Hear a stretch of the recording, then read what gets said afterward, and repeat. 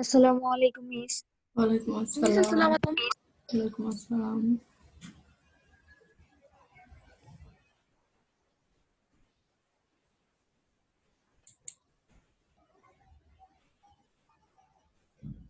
Miss আসসালামু আলাইকুম। ওয়ালাইকুম আসসালাম।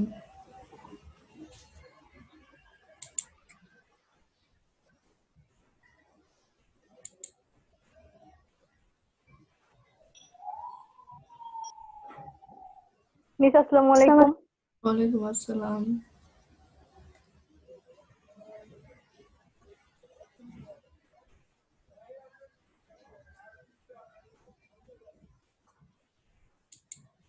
আসসালামু আলাইকুম ম্যাম।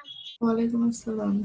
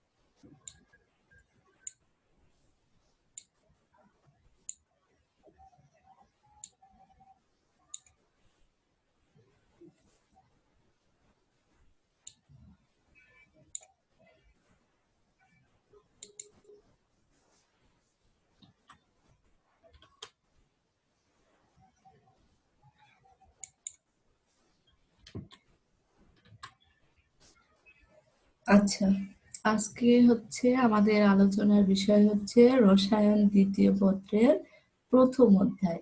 এই অধ্যায়টা তোমরা একদম প্রথমে পড়েছিলে, দ্বিতীয় অধ্যায়টা। তো এই অধ্যায়টা আমি একটু রিভিশন করে দিচ্ছি, যে জিনিসগুলো তোমাদের জন্য খুব ইম্পর্টেন্ট তোমাদের পরীক্ষার জন্য, অর্থাৎ তোমাদের যে এইচএসসি পরীক্ষা হবে সেই পরীক্ষার জন্য যে বিষয়গুলো বা যে টপিকস গুলো খুব বেশি ইম্পর্টেন্ট, সেগুলোই আমি তোমাদের সাথে আজকে আলোচনা করব। আর কিছু জিনিস দেখাবো যেগুলো সব সময়ের জন্য তোমাদের মনে রাখা প্রয়োজন। সবাই শুনতে পাচ্ছ তো না? জি মিস। Okay, thank you. আচ্ছা, যেমন দ্বিতীয় অধ্যায়ের প্রথম অধ্যায়ের দ্বিতীয় পত্রের প্রথম অধ্যায়ের সূত্র ছিল বেশ কিছু, যেমন বয়েলের সূত্র, চার্লসের সূত্র, অ্যাভোগাড্রোর সূত্র, ডাল্টনের সূত্র। এই সূত্রগুলো যে ছিল, আশা করি সবাই সূত্রগুলো মনে রেখেছো বা ভালো করে পড়েছো। যেমন ধরো, বয়েলের সূত্র কার সাথে কার সমানুপাতিক বা ব্যস্তানুপাতিক, যেমন আয়তনের সাথে চাপ ব্যস্তানুপাতিক, অর্থাৎ ভি ইজ প্রপোর্শনাল 1/p। সেটাকে যদি আমরা প্রপোর্শনালিটি কনস্ট্যান্ট উঠিয়ে দিই, তাহলে পিভি সমান সমান কে পাই। এখান থেকে বিভিন্ন ধরনের ম্যাথমেটিক্যাল প্রবলেম আমাদের সলভ করতে হয়।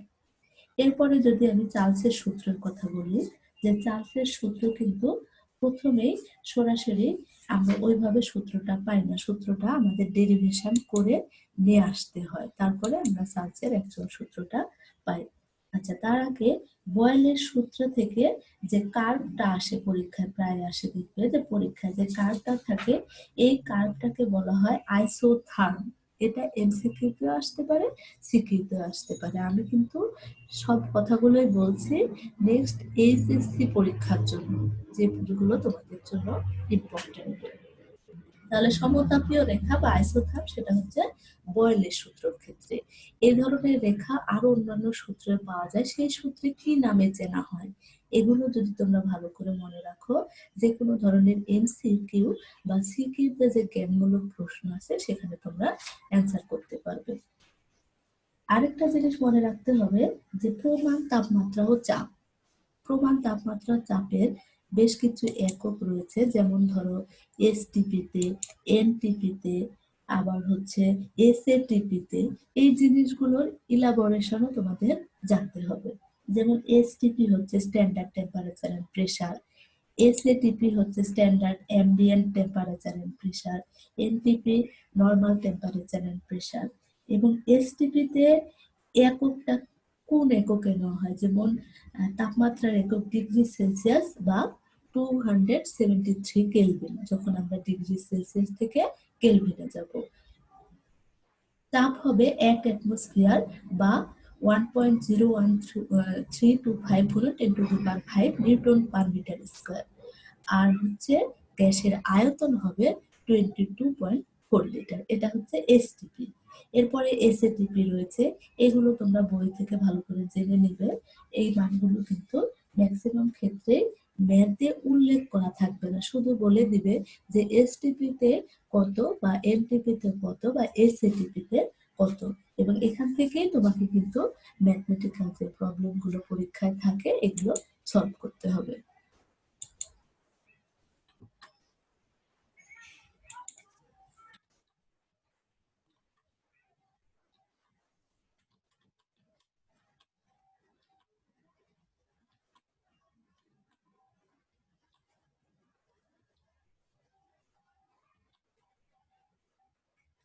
আচ্ছা, এরপরে হচ্ছে আমরা বললাম যে চার্লসের সূত্র। চার্লসের সূত্র কিন্তু প্রথমেই আমাদের কি করতে হয়, যে 0°C তাপমাত্রায় বা স্থির চাপের নির্দিষ্ট ভরের কোনো তাপমাত্রা যদি 1°C করে বাড়ায়, সেক্ষেত্রে 1/273 করে বৃদ্ধি বা হ্রাস পায়। সেখান থেকে আমরা মান ক্যালকুলেশন করে একটা সূত্র পাই যে ভি ইজ প্রপোর্শনাল টি, অর্থাৎ স্থির চাপে নির্দিষ্ট ভরের কোনো গ্যাসের আয়তন হবে তার পরম তাপমাত্রা সমানুপাতিক। এটা হচ্ছে চার্লসের সূত্র। সেখান থেকে যদি আমরা V1 V2 এরকম ধরি বা T1 T2 ধরি, সেখান থেকে আমরা পাবো হচ্ছে V1/T1 = V2/T2। এটা ধরে আমাদের ম্যাথমেটিক্যাল প্রবলেম গুলো সলভ করতে হবে। এরপরে হচ্ছে অ্যাভোগাড্রোর তত্ত্ব। তোমরা সবাই জানো যে এটি হচ্ছে,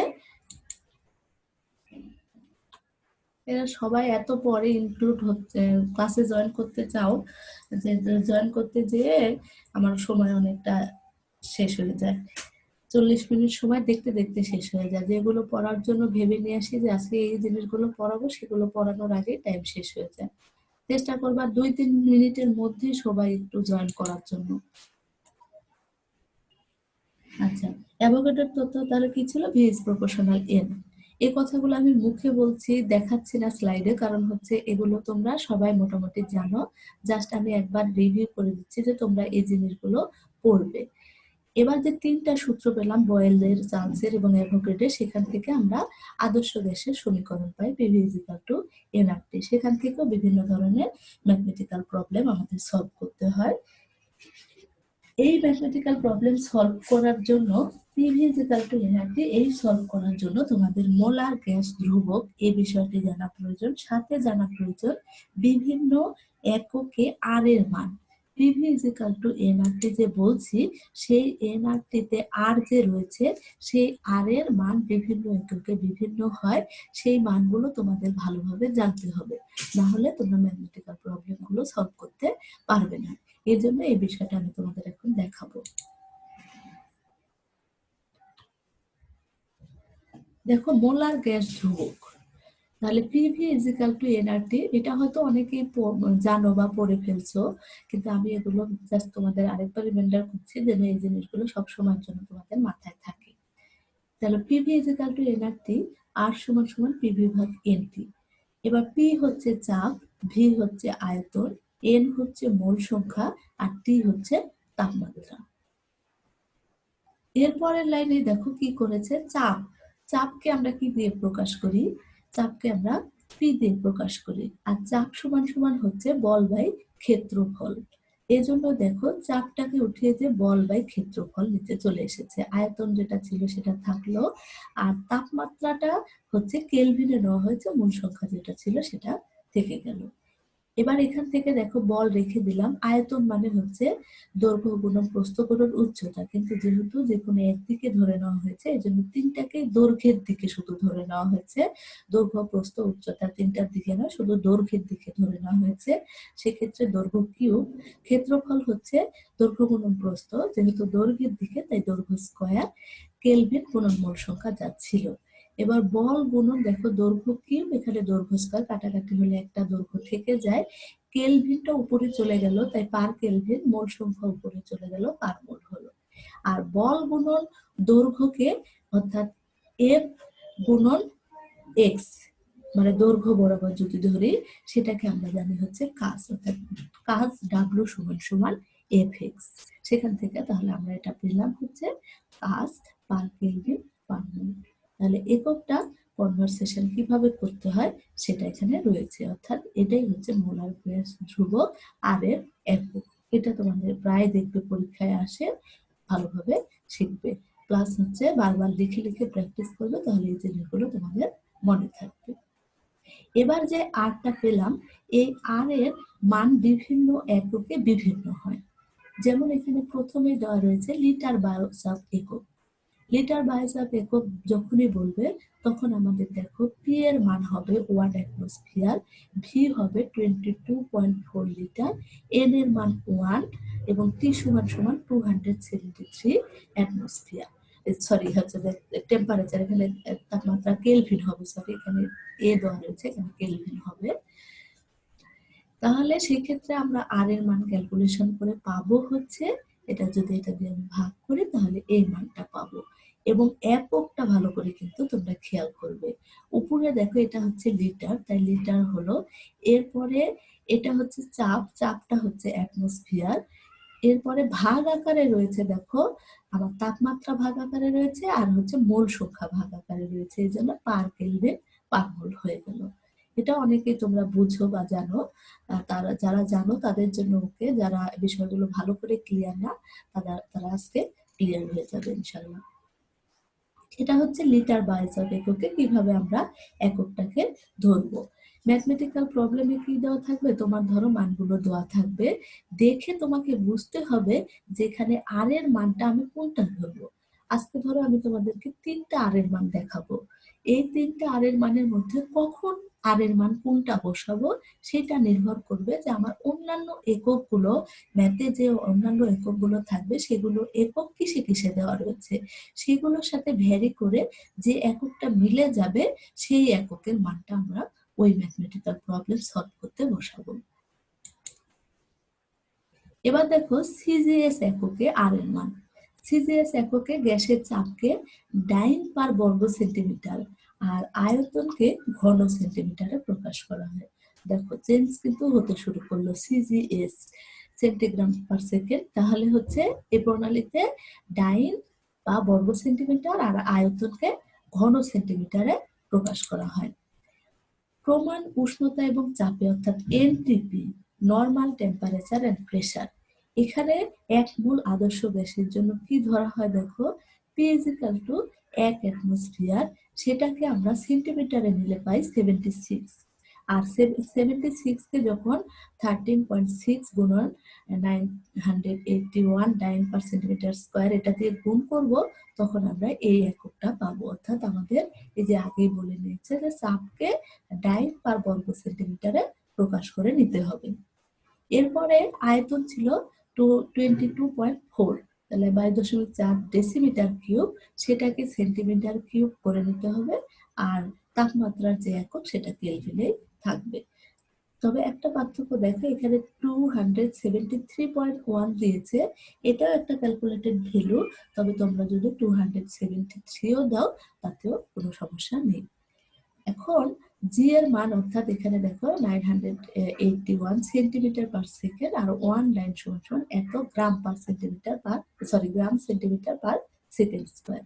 এই মানগুলো যখন আমরা এখানে বসিয়ে ক্যালকুলেশন করব, তখন দেখো এর মান পাচ্ছি 8.316 গুণন 10⁻⁷ আর পার কেলভিন পার মোল।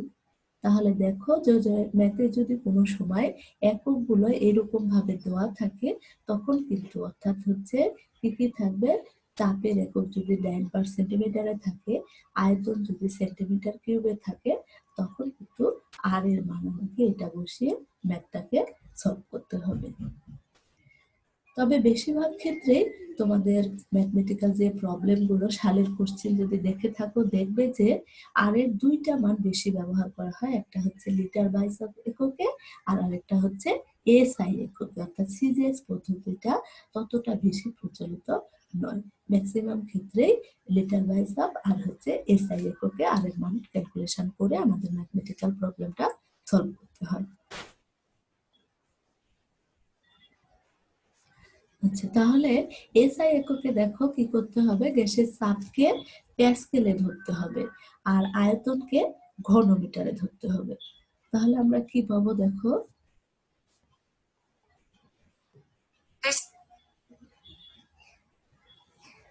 তাহলে ঘনমিটারে যদি ধরি 1 মোল আদর্শ গ্যাসের জন্য এনটিপিতে পি হচ্ছে 1 অ্যাটমসফিয়ার, সেটাকে যদি আমি কিলো প্যাসকেলে প্রথমে নিই, তাহলে হবে 101.325 কিলো প্যাসকেল। এটাকে যদি নিউটন পার মিটার স্কয়ার করি, তাহলে এটা আবার আসবে। আর ভি এর মান হচ্ছে ডেসিমিটার কিউব থেকে আমাকে শুধু মিটার কিউবে করে নিতে হবে, টি যেটা আছে সেটাই থাকবে। এখান থেকে আমরা ক্যালকুলেট করে মান পাবো জুল পার কেলভিন পার মোল। এখানে দেখো কনভারসেশন গুলো দেওয়া রয়েছে যে 1 প্যাসকেল সমান সমান 1 newton per metre square, 1 joule সমান সমান 1 নিউটন মিটার, আর 1 নিউটন সমান সমান 1 KG metre per second square. সব কনভারসেশন গুলো সাইডে দেওয়া রয়েছে, তাই এগুলো তোমরা সহজেই বুঝতে পারবে। এবং একটা জিনিস অবশ্যই তোমরা ভালো করে খেয়াল রাখবে যে অঙ্কে আমাকে কোন ধরনের মানটা বসাতে হবে। এটা প্রায় তোমরা পরীক্ষায় ভুল করো, যে যে এককটা যে দেওয়া রয়েছে সেখানে আর এর মান কোনটা হবে, এটা ধরতে অনেকে ভুল করো, যার কারণে পুরো অঙ্কটা করে আসো, মনে করো যে ওটা আমার হয়ে গেছে, কিন্তু আর এর মানটা ভুল ধরার কারণে তুমি পুরো অঙ্কটাতে কোনো মার্কস পাও না। সেক্ষেত্রে তোমরা কিন্তু অনেক বেশি ক্ষতি হয়ে যায়। এবার এখান থেকে দেখো একটা অঙ্ক আসে পরীক্ষায়, 27 ডিগ্রি সেলসিয়াস তাপমাত্রায় 98.66 গুণন 10⁻³ নিউটন পার মিটার স্কয়ার চাপে 0.001 মিটার কিউব হাইড্রোজেন গ্যাসে কতটি অণু থাকে। এই অণুর সংখ্যাটা প্রায় পরীক্ষায় বের করতে বলে। সেখান থেকে আমরা কিভাবে অণুর সংখ্যাটা বের করতে পারি, দেখো যে PV is equal to nRT, তাহলে এন এর মান এত। এখান থেকে অণুর সংখ্যাটা বের করতে হবে কার সাথে গুণ করে, অ্যাভোগাড্রোর সংখ্যার সাথে গুণ করলে আমরা হচ্ছে অণুর সংখ্যাটা পেয়ে যাব।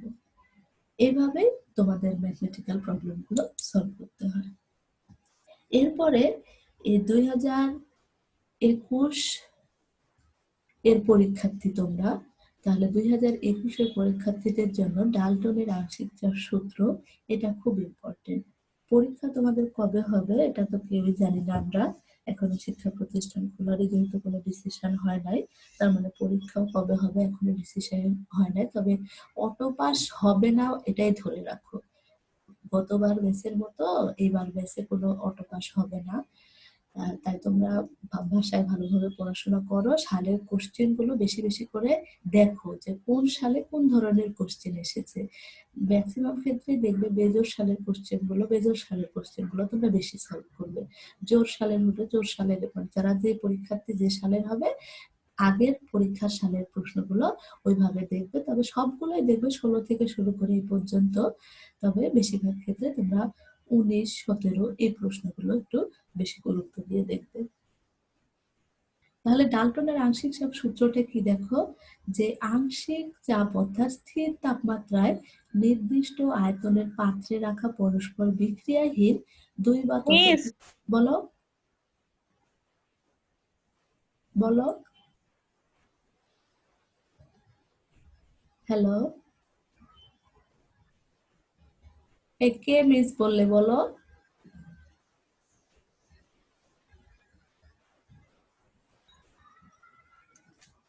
মিস ওর মনে হয় নেটে প্রবলেম হয়েছে, আপনি পড়াইতে থাকি। মানে সে কি আছে না নাই? কে আছে ডেকেছে? অলরেডি। কে ডেকেছে তোমরা কি দেখেছো? দেখোনি না? আচ্ছা, ঠিক আছে। আচ্ছা, ডাল্টনের আংশিক চাপ সূত্র দেখো যে স্থির তাপমাত্রায় নির্দিষ্ট আয়তনের পাত্রে রাখা পরস্পর বিক্রিয়াহীন দুই বা ততোধিক গ্যাসের একটি মিশ্রণের মোট চাপ মিশ্রণে উপস্থিত উপাদান গ্যাসসমূহের আংশিক চাপের সমষ্টির সমান। সূত্রটা ভালো করে খেয়াল করবে যে নির্দিষ্ট আয়তনের পাত্রে রাখা এবং পরস্পর বিক্রিয়াহীন, অবশ্যই কিন্তু বিক্রিয়া হওয়া যাবে না। বিক্রিয়া হলে কিন্তু আলাদা উৎপাদ তৈরি হয়ে যাবে, সেই ক্ষেত্রে কিন্তু ডাল্টনের আংশিক চাপ সূত্র আর থাকবে না। এজন্য যে মৌল বা যৌগ আমরা ব্যবহার করব বা যে ধরনের আয়তনের পদার্থ আমরা ব্যবহার করব সেটা দেখো, এই যে এখানে দেখো দেওয়া রয়েছে, স্টপ টপ দিয়ে মেরে দেওয়া রয়েছে, অর্থাৎ এরা পরস্পর বিক্রিয়াহীন দুই বা ততোধিক গ্যাসের একটি মিশ্রণের মোট চাপ, অর্থাৎ এখানে কি পরিমাণ টোটাল চাপটা দেওয়া হয়েছে এবং উপস্থিত উপাদান সমূহের আংশিক চাপের সমষ্টির সমান, অর্থাৎ আলাদা আলাদা ভাবে যখন আমরা বের করব তখন আংশিক যে চাপটা হবে সেটা হবে মোট চাপের সমানুপাতিক।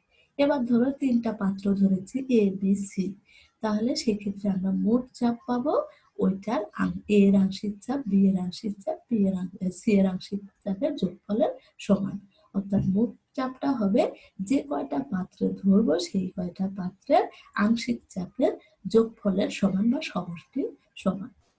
এবার দেখো এখানে একটা পাত্র ধরে নিয়েছে যে একটা P1 V1 আর এখানে একটা পাত্র ধরেছে P2 V2। সেই ক্ষেত্রে মিশ্রণের পূর্বে চাপ P1, মিশ্রণের পূর্বে আয়তন V1 আর আংশিক চাপ ধরে নিলাম F1। দ্বিতীয়টার ক্ষেত্রে মিশ্রণের পূর্বে চাপ P2, পূর্বের আয়তন V2, আয়তন আর হচ্ছে মিশ্রণের আংশিক চাপ F2। আর দুইটার ক্ষেত্রে যখন মিশ্রণটা করা হবে সেই ক্ষেত্রে কিন্তু আয়তনটা হয়ে যাবে V1 আর V2, অর্থাৎ এটা যদি 10 ml হয়, এটা যদি 10 ml হয়, দুইটার যোগফল মিলে কিন্তু হবে 20 ml। এই জন্য এটাকে মিশ্রণের আয়তনটাকে V1 প্লাস V2 দিয়ে দেখানো হয়েছে। এবার বয়েলের সূত্র অনুসারে আমরা জানি যে P1 V1 সমান P2 V2, এরকম আমরা জানি। সেখান থেকে যদি আংশিক চাপের ক্ষেত্রে আয়তনটার সাথে যদি আমরা আংশিক চাপটা গুণ করি সেক্ষেত্রে তখন কি পাবো দেখো, যে P1 V1 সমান F1 into V1 plus V2। সেখান থেকে F1 সমান যদি আমরা সাইড চেঞ্জ করি তাহলে P1 V1 divided by V1 plus V2। Same ভাবে F2, F3, F4 যতটুকু পর্যন্ত আমার প্রয়োজন ততটুকু পর্যন্ত আমি কনভার্সেশন করে নিব।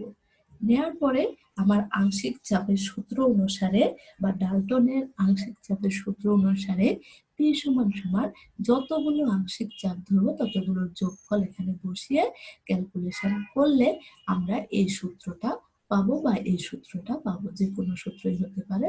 এক্ষেত্রে তোমাকে কি বের করতে বলবে সেটা অনুসারে আমরা এই সূত্রের মানটা পাবো। মিশ্রণে আরো একাধিক গ্যাস উপস্থিত থাকলে সেই ক্ষেত্রে আমরা ডট ডট দিয়ে ধরে রাখি যে এখানে আরো কিছু রয়েছে, সেখান থেকে আমরা PN VN পর্যন্ত ধরে নিতে পারি। এটা হচ্ছে আংশিক চাপের সাথে এটার সূত্রে, ডাল্টনের সূত্রের বিবৃতিটা কতটুকু মিল হলো, অর্থাৎ P into V1 plus V2 সমান P1 V1 plus P2 V2। এই সূত্র দিয়ে তোমাদের ম্যাথমেটিক্যাল প্রবলেম সলভ করতে হবে। এবার ডাল্টনের আংশিক চাপ সূত্রের প্রমাণ, কিভাবে যে এই সূত্রটা যে পরস্পর সমান হলো, মোট চাপটা আংশিক চাপের সমান হলো, সেটাও প্রায় পরীক্ষায় আসে যে ডাল্টনের আংশিক চাপ সূত্রটা কিভাবে পরস্পর বিক্রিয়াহীন দুইটা বা তিনটা বস্তুর ক্ষেত্রে সমান হবে। কি হয়েছে অবনী, কি দেখাচ্ছ? সাধারণভাবে মোলার গ্যাস সমীকরণ অনুযায়ী PV = nRT। P সমান তাহলে কি হবে nRT ডিভাইডেড বাই V। এবার দুইটা আলাদা বস্তু ধরে নিলাম যে এ গ্যাসের আংশিক চাপ PA সমান তাহলে শুধুমাত্র n এর মানটা এখানে a ধরলাম, B গ্যাসের ক্ষেত্রে এরকম দুইটা সমীকরণ পেলাম। এই দুইটা সমীকরণকে যখন আমরা যোগ করব, অর্থাৎ PA প্লাস PB এই দুইটা যোগ করব, তখন এইটাও যোগফল আকারে থেকে যাবে। সেখান থেকে দেখো দুইটার মধ্যে RT বাই V কমন রয়েছে, আমি এটা কমন নিলাম, নিলে দেখো, আর এটাকে যদি আমি এন ধরি, দেখো এখানে লেখা রয়েছে যে এন সমান সমান N A plus N B. সেখান থেকে আমরা এটার মানও পেয়ে গেলাম, পি পেয়ে গেলাম। কেননা আমরা জানি যে হচ্ছে PV is equal to n R T, তাহলে পি সমান সমান n R T by V, এবং এখানে এই মানটাই আমার এসে গেছে, যার কারণে এটা সমান আমরা পি লিখতে পারি। তাহলে পরীক্ষায় যদি প্রশ্ন আসে যে গ্যাস মিশ্রণের মোট চাপ মিশ্রণে উপস্থিত উপাদান গ্যাসগুলোর আংশিক চাপের সমষ্টির সমান, সূত্রটি প্রমাণ করো, তখন তোমাদের এখান থেকে শুরু করে এই পর্যন্ত লিখতে হবে। সালের কোশ্চেন দেখলে তোমরা বুঝতে পারবে যে এই প্রশ্নটা প্রায় পরীক্ষায় আসে। এরপরে আংশিক চাপ, মোল ভগ্নাংশ এবং মোট চাপের যে সম্পর্ক, এখানে দেখো 1, 2 এবং 3 নং সমীকরণে সুমনা আক্তার জেরিন এখন ইনক্লুড হতে চাচ্ছ, ক্লাসে জয়েন করতে চাচ্ছ, অলরেডি 26 মিনিট হয়ে গেছে। তোমাদের কেন এত পরে জয়েন করতে চাও?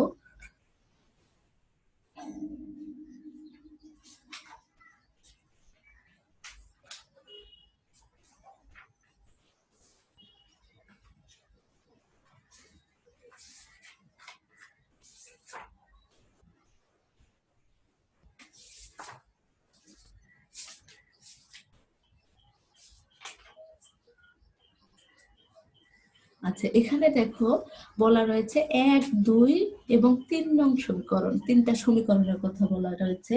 1 নং সমীকরণ যেটা আমরা দেখে আসলাম এখনই, যে এ গ্যাসের আংশিক চাপ অর্থাৎ পি এ সমান সমান N A R T divided by V, এটা ছিল 1 নং সমীকরণ। আর 2 নং সমীকরণ ছিল সেম বি গ্যাসের ক্ষেত্রে পি বি সমান সমান n B R T divided by V. আর 3 নং ছিল হচ্ছে যে আমরা পি এ প্লাস পিবি সমান সমান পি পেলাম এটা। তাহলে 1, 2 নং সমীকরণকে আলাদাভাবে 3 নং সমীকরণ দিয়ে ভাগ করছে। তাহলে প্রথমে যদি 1 নংকে যদি 3 নং দিয়ে ভাগ করি, সেক্ষেত্রে আমরা পাবো পি এ বাই পি সমান সমান এখানে এন এ বাই এন, মানে হচ্ছে এর মোল সংখ্যাটা কার সমান হবে সেটা সমান সমান ধরে নেওয়া হয়েছে যে এক্স এ।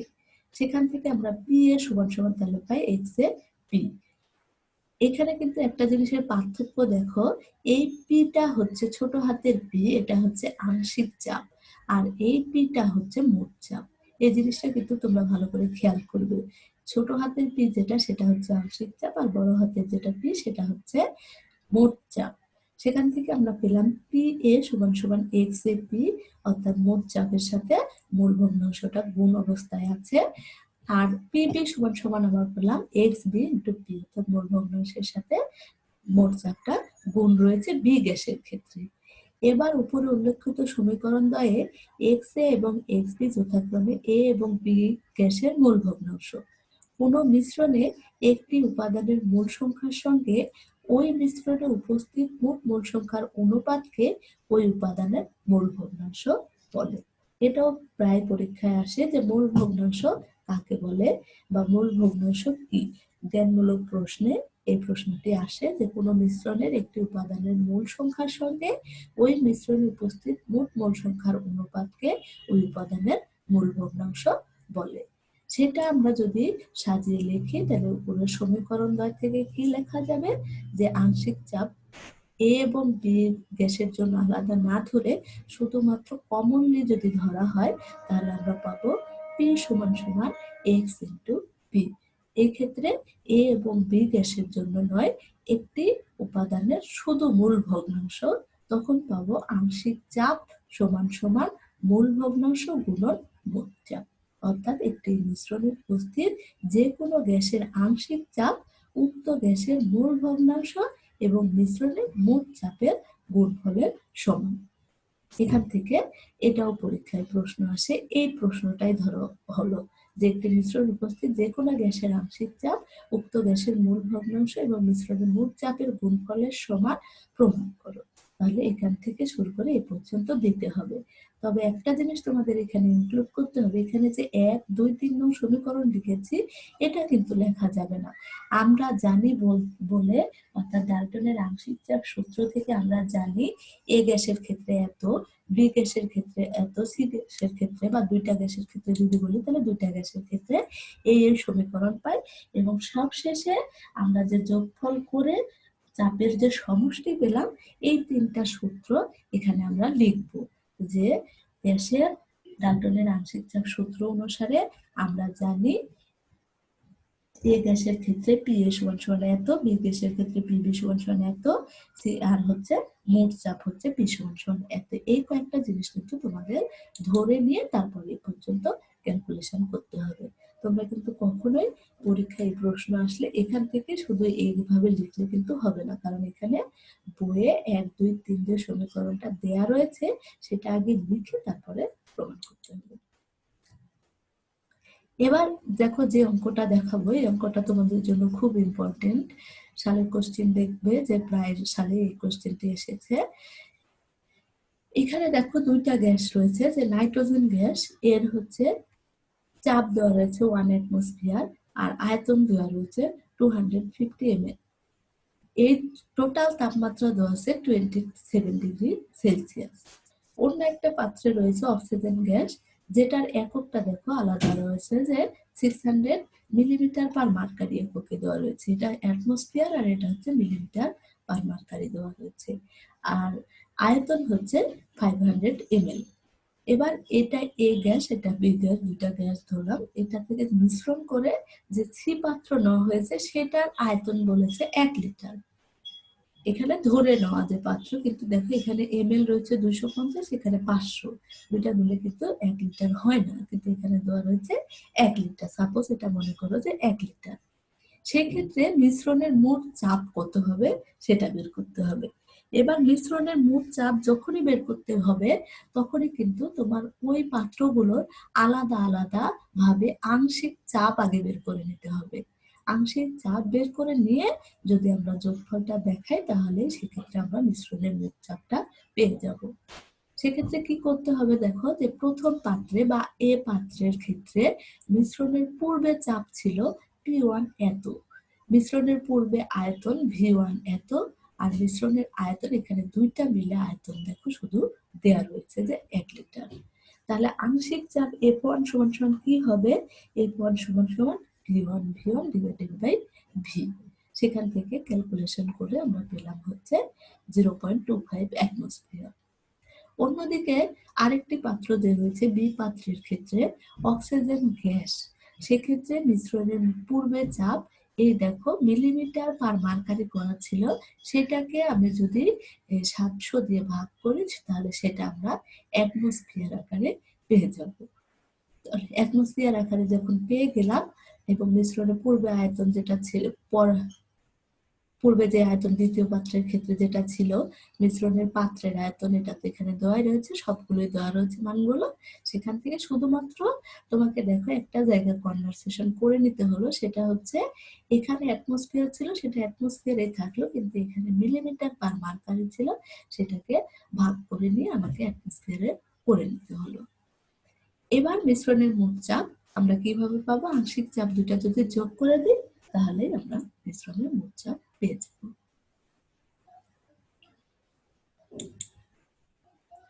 আচ্ছা, এই মোটামুটি ছিল আমাদের হচ্ছে আজকের আলোচনা। এবার এই অধ্যায় থেকে আরো কিছু ইম্পর্টেন্ট টপিকস আছে যেগুলো আমি তোমাদেরকে মুখে বলছি, যেগুলো তোমরা একটু পড়ে নিবা বাসায়, কারণ সব জিনিস তো আর একটা ক্লাসে দেখানো সম্ভব নয়। যেহেতু সামনে তোমাদের একটা পরীক্ষা হওয়ার কথা রয়েছে, প্লাস হচ্ছে এসএসসি পরীক্ষাও তোমাদের সামনে চলে আসতেছে, আর এই অধ্যায়টা তোমরা একদম শুরুর দিকে পড়েছো, যার কারণে এই অধ্যায়টার কোন কোন জিনিসগুলো তোমাদের পড়তে হবে এগুলো রিমাইন্ডার করে দেওয়ার উদ্দেশ্যেই আমি এই অধ্যায়টা আজকে রিভিশন করাচ্ছি। এখন পর্যন্ত যেগুলো আলোচনা করলাম এগুলো তো খুবই ইম্পর্টেন্ট, তোমরা পড়বে। এরপরে আরেকটা ইম্পর্টেন্ট টপিকস হচ্ছে গ্যাসের গতীয় তত্ত্ব। গ্যাসের গতীয় তত্ত্বের কিছু স্বীকার্য রয়েছে, সেই স্বীকার্যগুলো পড়লে তোমরা ওখান থেকে একটা সমীকরণ পাবে PV is equal two 1/3 mn/c²। এরকম একটা যে সমীকরণ রয়েছে সেটাকে গ্যাসের গতীয় সমীকরণ বলা হয়। PV is equal two 1/3 mn/c²। এখান থেকে আমরা বর্গমূল, গড় বর্গবেগ, অন্যান্য বেশ কিছু গতিবেগ বের করতে পারি। তার মধ্যে থেকে ইম্পর্টেন্ট যে টপিকটা হচ্ছে বর্গমূল, গড় বর্গবেগ। ভালো করে খেয়াল করো যে কোনো গ্যাসের অণুসমূহের বিভিন্ন গতিবেগের বর্গের গড় মান গ্রহণ করে তার যদি আমরা বর্গমূল করি তাহলে ওই গ্যাসটির অণুসমূহের বর্গমূল, গড় বর্গবেগ পাওয়া যায়। সেখান থেকে ধরো দুই তিনটা যদি বস্তুর বা কোনো জিনিসের যদি আমরা বেগ ধরে নিই, যেমন C1, C2, C3 এরকম ভাবে ধরে নিই, তাহলে আমরা এটা পাবো হচ্ছে, যেহেতু বলেছে বর্গমূল, গড় বর্গবেগ, তাহলে বর্গমূল মধ্যেই হচ্ছে একটা রুট আসবে। সেখান থেকে আমরা কি পাবো, তিনটা বস্তুর ক্ষেত্রে যদি ধরি C1, C2, C3, তাহলে আমরা পাবো C1² plus C2² plus C3²। Root over তো টোটালটার উপরে থাকবে, নিচে হচ্ছে কত পর্যন্ত, যদি n মলিকুল পর্যন্ত হয় অর্থাৎ অসংখ্য হয় তাহলে n হবে, বা দুইটা হলে 2 হবে, তিনটা হলে 3 হবে, এভাবে মানগুলো বসানো থাকে। সেখান থেকে আরএমএস বেগ, রুট মিন স্কয়ার ভেলোসিটি, আমরা একটা সূত্র পাবো, সেটা হচ্ছে c সমান সমান √3RT/m। এই সূত্র দিয়ে কিন্তু তোমাদের বর্গমূল, গড় বর্গবেগের ম্যাথমেটিক্যাল প্রবলেম গুলো সলভ করতে হবে। আমি আবারও বলছি, c √3RT/m। এই সূত্র দিয়ে তোমাদের আরএমএস বেগটা গণনা করতে হবে। অনেক ম্যাথমেটিক্যাল প্রবলেম দেখবে সালে এসেছে যেগুলো এই সূত্র দিয়ে সলভ করতে হবে, এবং সেই ক্ষেত্রে কিন্তু আর এর মানটা প্রয়োজন, যার কারণে কিন্তু আমি আর এর মানগুলো দেখালাম। কারণ দেখো ওখানে তোমার বয়েল চার্লসের তিনটা সূত্র মিলে, অ্যাভোগাড্রোর সূত্র মিলে যে আদর্শ গ্যাসের সমীকরণ রয়েছে, সেখানেও আর এর মান দরকার, প্লাস হচ্ছে এই রুট মিন স্কয়ার ভেলোসিটি অর্থাৎ বর্গমূল, গড় বর্গবেগেও কিন্তু ওই আর এর মানটা প্রয়োজন হচ্ছে। এই জন্য কিন্তু আর এর মানটা আমাদের জানা খুব প্রয়োজন। এবার যে গ্যাসের গতীয় সমীকরণটা বললাম, PV is equal to 1/3 mn/c², এখান থেকেও কিন্তু তোমাদের বেশ কিছু ডেরিভেশন বের করে নিয়ে আসতে হয়। অর্থাৎ গ্যাসের গতীয় শক্তি থেকে কিভাবে আমরা বয়েলের সূত্র আনতে পারি, কিভাবে চার্লসের সূত্র আনতে পারি, কিভাবে অ্যাভোগাড্রোর সূত্র আনতে পারি, এগুলো তোমাদের বইয়ে দেওয়া রয়েছে, এগুলো তোমরা পড়ে নিবে। আর এই সম্পর্কিত যে যে ম্যাথমেটিক্যাল প্রবলেম গুলো রয়েছে সেগুলো তোমরা করে নেবে। আগামী ক্লাসে আমি তোমাদের সাথে আদর্শ এবং বাস্তব গ্যাস যে রয়েছে সেই গ্যাসের ক্ষেত্রে বেশ কিছু কার্ভ পাওয়া যায়, সেগুলো কেমন হয়, কোন কোন গ্যাসের ক্ষেত্রে এটা আলাদা হতে পারে, সেই জিনিসগুলো নিয়ে আলোচনা করব। এবার আমি তোমাদের একটু নাম প্রেজেন্ট করতেছি, 2 মিনিট সময় আছে। আচ্ছা, যে আমাকে এই ক্লাসের স্ক্রিনশট দিয়ে দেওয়ার কথা, কে কে প্রেজেন্ট আছো, দিয়েছো? সে গত ক্লাসে আমাকে কে দিয়েছিলে, সে কি আজকে প্রেজেন্ট আছো?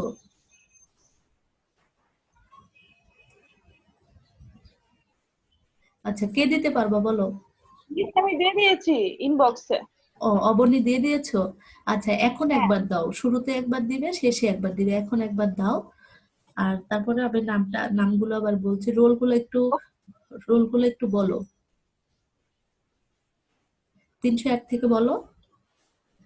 মিস রোল 302, 302, মিস 305, 305, 306, বলতে থাকো। 312, বলো, এরপরে বলো।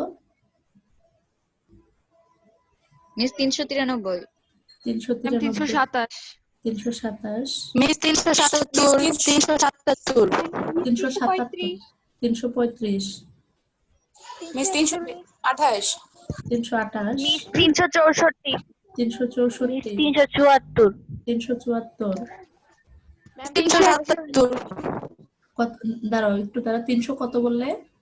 77 মিস 77 দিয়েছি। 365, ওকে তারপর 341 মিস। হ্যাঁ 341, 7, 300 কত? 407। 407। 409 কে দেখতে পাচ্ছি। 409। হ্যাঁ, 409 কে দিয়েছি।